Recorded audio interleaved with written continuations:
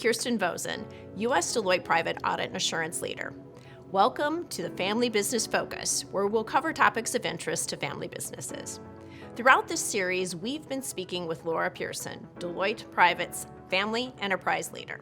Today, Laura and I will discuss growth for family enterprises. I'm really curious about her perspective and look forward to our discussion. Laura, welcome. Thanks, Kirsten. I'm really happy to be here. We know that growth can really come from innovation, from investing in your core businesses, from scaling the right operations, and certainly through M&A activity, all of which require capital. Talk a little bit about the changing interest rate environment and what it means for acquiring capital, particularly for our family enterprises. Today is a much friendlier borrowing environment, at least relative to what we saw in 2022 and definitely early 2023. We're now seeing an improvement across corporate debt markets, and not just in terms of the cost of capital, but also its availability.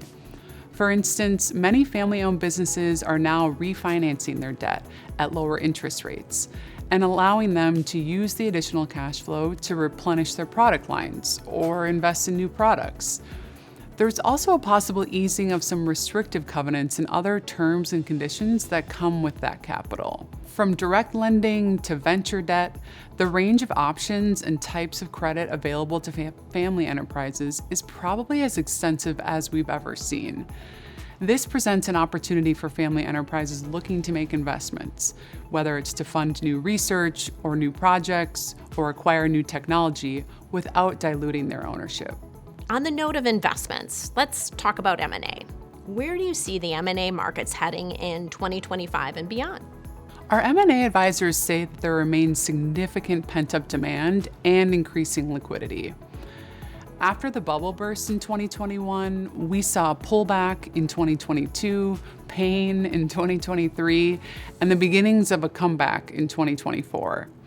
Many companies are now pursuing deals with their core competencies. If predictions hold, 2025 could see larger and more transformative deals. Lower interest rates may also improve M&A activity. We could see more private equity buyers flush with cash who are considering new alternative means to deploy their capital. This influx of investment dollars could fuel the trend toward larger and more transformative deals, similar to a private equity firm backing a family-owned chain of businesses, investing significantly in digital transformation, and elevating the company into a global player. Oh, that's exciting to hear. And speaking of transformation, how is industry convergence most likely to affect family businesses? Industry convergence, meaning previously unrelated industries joining forces through the integration of products, services, or technology, is a theme in just about every market. It's evident in our daily lives, whether it's connected vehicles or wearables in healthcare.